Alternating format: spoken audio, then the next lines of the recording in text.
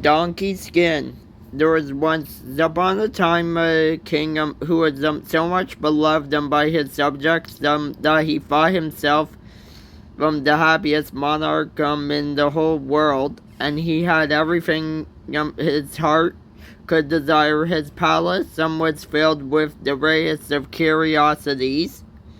Then his gardens with the sweetest flowers, which in the marble, or while in the marble stalls of his stables stood a row of milk white barabs with big brown eyes.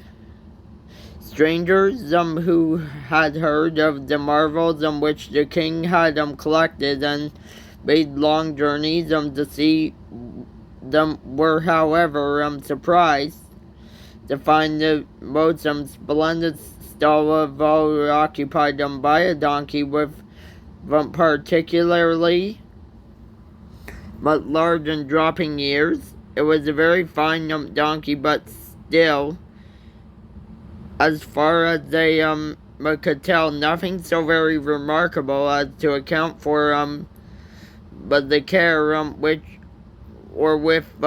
which it lodged, and they went away wandering, for they could not know that every night when it was asleep, bushels of gold pieces tumbled out of its ears, which were picked up each morning by the attendants. After many years of prosperity, a sudden blow fell upon the king in the death of his wife, whom he loved dearly. But before she died, the queen, who had always fought first of its happiness, gathered her strength and said to him, "Promise me one thing: you must marry again. I know for the good of your people, as well as of yourself. But do not set about in a hurry.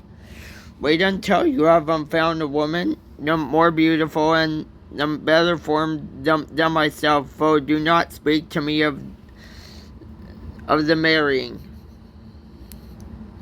or of marrying, but stop." The king, rather let me die with you. But the queen only smiled faintly and turned over on her pillow and died. For some months, the king's grief was great. Then gradually, but he began to forget a little, and besides, his counselors were always urging him to seek another wife. At first, he refused to listen to them, but he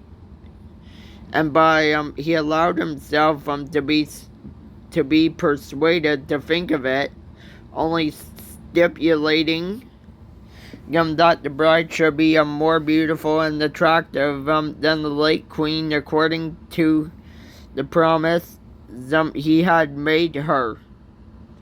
Overjoyed at having obtained what they wanted, the counselors sent him far